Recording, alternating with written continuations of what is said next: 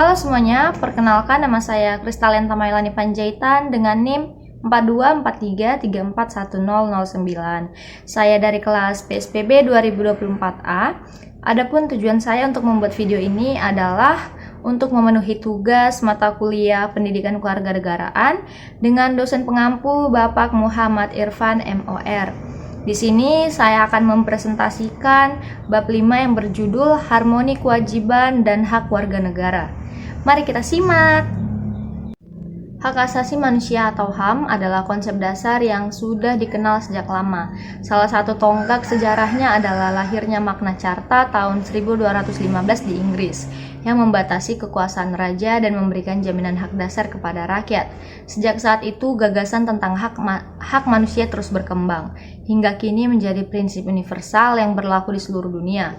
Dalam konteks pendidikan kewarganegaraan, pembahasan mengenai HAM selalu terkait erat dengan kewarganegaraan serta hak dan kewajiban warga negara, karena keduanya menjadi dasar kehidupan bermasyarakat, berbangsa, dan bernegara. Warga negara dapat dipahami sebagai anggota resmi dari sebuah negara yang memiliki hak dan kewajiban demi tercapainya kebaikan bersama. Mereka tunduk pada aturan pemerintahan dan berperan aktif dalam kehidupan berbangsa.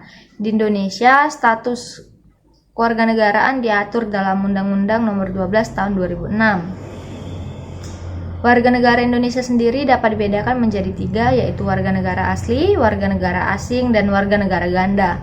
Proses menjadi warga negara bisa terjadi karena kelahiran berdasarkan asas ius soli atau tempat lahir dan ius sanguinis atau keturunan, maupun melalui naturalisasi, yaitu proses hukum bagi warga asing yang memenuhi syarat tertentu untuk menjadi warga negara Indonesia.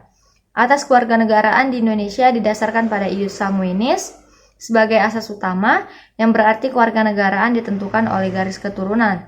Namun ada juga asas ius soli secara terbatas yang berlaku dalam kondisi tertentu berdasarkan tempat kelahiran. Selain itu, Indonesia menganut asas kewarganegaraan tunggal, meskipun dalam beberapa keadaan khusus memperbolehkan kewarganegaraan ganda untuk anak-anak hingga batas usia tertentu. Ada juga asas khusus lain seperti asas kepentingan nasional, asas perlindungan maksimum bagi warga negara, asas persamaan di depan hukum, asas non-diskriminasi, asas pengakuan HAM, asas keterbukaan, serta asas publisitas. Semua asas ini memperkuat identitas warga negara Indonesia sekaligus menjaga integritas bangsa. HAM sendiri merupakan hak yang melekat pada setiap manusia sejak lahir, bersifat mutlak, universal, dan tidak dapat dicabut. HAM melindungi martabat, kebebasan, serta hak-hak dasar manusia.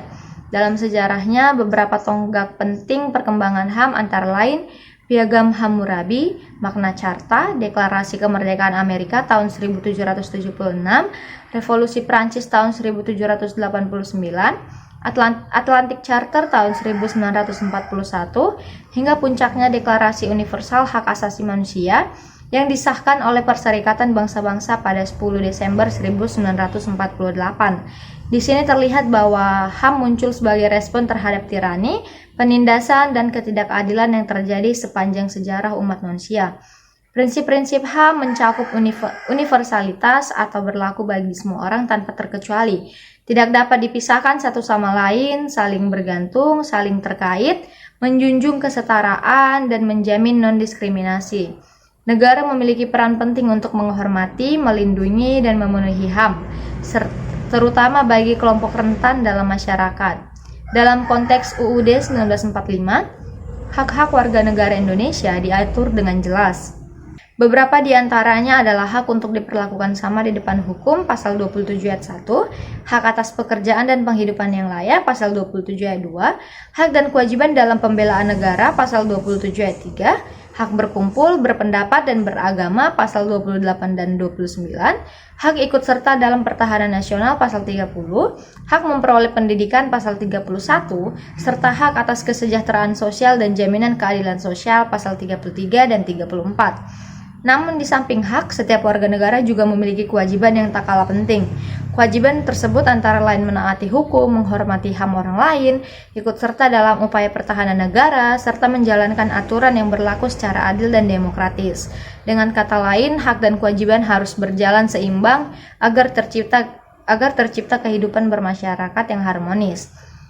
Kesimpulannya, kewarganegaraan dan HAM adalah fondasi utama dalam kehidupan berbangsa dan bernegara.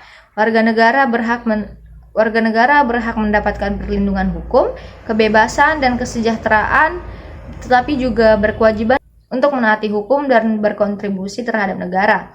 Pengaturan kewarganegaraan Indonesia melalui asas ius sanguinis dan ius soli terbatas menjadi persatuan bangsa, sementara HAM menjamin keadilan dan kesetaraan. Keseimbangan antara hak dan kewajiban inilah yang akan menciptakan masyarakat yang demokratis, adil, dan makmur, serta memperkuat persatuan dan kemajuan bangsa Indonesia. Sekian yang dapat saya sampaikan, semoga dapat bermanfaat bagi siapapun yang mendengarkannya. Sekian dan terima kasih.